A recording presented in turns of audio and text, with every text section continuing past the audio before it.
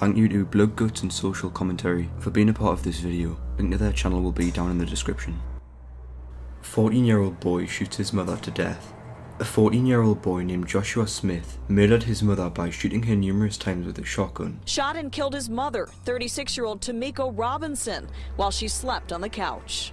What led to this, you may ask? Well, Joshua grew up in Detroit and was associated with gangs.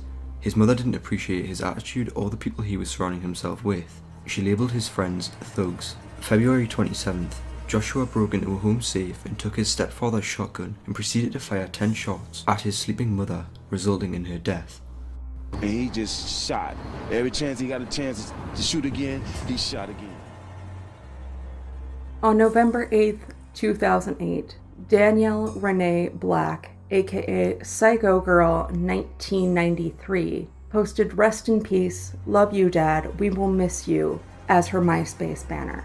The quote next to her profile photo was changed to, "What's there to say? My heart is broken from so many guys. My father is gone. I need help from people. My real people. You know who you are. There is only 3 of you, but only 2 are here now." Loss of a parent is hard on anybody, especially somebody who's only 15 years old. Danielle's 47-year-old father, Billy Lee Black, was stabbed 20 times in the early morning hours beside his work truck, which he parked behind the family's home in Hagerstown, Maryland. Some of the wounds were so deep and severe that they severed his spinal cord. This brutal slaying was discovered on Halloween 2008. Her friend Alex Scott Egger, age 19, was also known as Alex Scott Draven, and 911 Reaper 911 is known on MySpace. His About Me section prior to December 2008 read, "The only thing left is the need for vengeance against those who cause pain, sorrow. People get away with things they should never have done, yet no one punishes them. Killers, child molesters, rapists, wife beaters, etc. So the question I ask is this: is it wrong to extract vengeance on those who deserve it? In defense and revenge for those who cannot protect themselves. Because in this world of unjust ignorance, you are the only one who will stand up for those who need help." Unlike Danielle, Alec had no father figure and had suffered physical and sexual abuse at the hands of many male adults in his life. Unfortunately for Alec, many of them were never brought to justice or saw any serious consequences for their actions. On Wednesday, December 10th, Danielle Black was arrested and charged with solicitation of first-degree murder. Alec was also taken into custody and charged with first-degree murder. Police believe that Danielle approached another male, not Alec, prior to her father's murder. She told them that her father normally leaves for work around 5 a.m. and would be close to his work truck at that time. Since this person was offered no benefit, they refused the offer to kill her father. She then approached Alec, who had the unsupported belief that Danielle was being abused by her father. As far as investigators could tell, the only issue Billy Lee Black and his daughter really had was her group of friends, which were described as a goth crew, and that they were into sucking each other's blood and cutting each other. Alec ended up confessing to killing Billy Lee Black.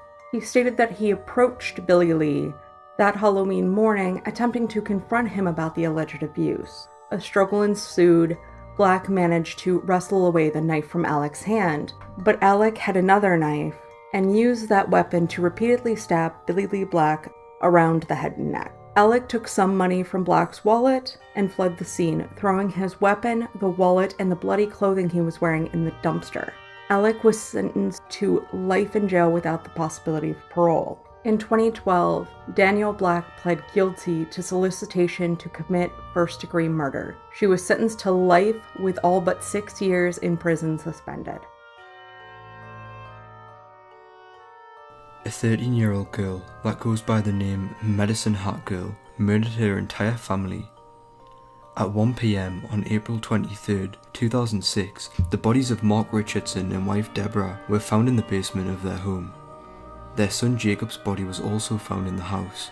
The girl had been dating 23-year-old Jeremy Stank, and her parents didn't approve, but when she was confronted by this, it caused a massive feud between her and her parents, resulting in her ringing Stank to have him come over and murder her parents. Jeremy killed her mother first, then her father. The girl proceeded to then stab her brother of 8, Jacob, to death with a large knife. Since the girl wasn't 14 years of age, she couldn't be sentenced as adults and could not have received more than a 10-year sentence. On July 9th, 2007, the girl was found guilty of 3 counts of first-degree murder in the killing. On November 8th, 2007, she was sentenced to the maximum penalty of 10 years imprisonment. Jeremy Stank was found guilty on 3 counts of first-degree murder and in December was sentenced to 3 life sentences. Stank will be eligible for parole after his 25 years behind bars. On November 3rd, 1998, around 5 p.m., Maddie Clifton disappeared. The community, including over 400 volunteers, persisted in trying to find her. One of these volunteers was Joshua Phillips. Joshua was born in Jacksonville, Florida on March 17, 1984. He was brought up in a home where his father was not only strict, but he also abused drugs and alcohol. Eventually, the FBI became involved in the case. The search ended a week after the disappearance, when Joshua Phillips' mother went in to clean his room and realized that his waterbed was leaking. Upon closer inspection, she discovered the body of Maddie hidden inside the base of the waterbed. She immediately contacted police. Phillips was promptly arrested that day at school. He claimed one afternoon when he was home alone, Maddie came to his door and asked him to come outside and play baseball with her. Phillips agreed, even though he was not allowed to have friends over while his parents were not home. During the course of their baseball game, Phillips accidentally hit 8-year-old Maddie in the eye, which caused her to bleed, cry, and scream. Phillips panicked, fearing the reaction from his father. He dragged Maddie into his home and then into his living room. A struggle with her ensued, where he choked her with a phone cord for approximately 15 minutes. Soon after, he hit her with a baseball bat and stashed her under his bed. This all occurred right before Josh's father came home. When he heard him at the door, he went over and interacted with him for a few minutes. When he came back into his room, he realized that Clifton was still alive and moaning under his bed. He took off the mattress and stabbed her 11 more times, thus killing 8-year-old Maddie. While the autopsy showed no signs of sexual assault on Maddie whatsoever, she was found nude from the waist down. He walked into the house and he discovered the little girl's lifeless body. It had been stuffed inside a waterbed. Phillips' trial had to be held in a completely different county due to the massive amount of media coverage. In July 1999, Joshua Phillips was sentenced to life in prison without the possibility of parole. Because he was under 16, he was not eligible for the death penalty under Florida law at the time.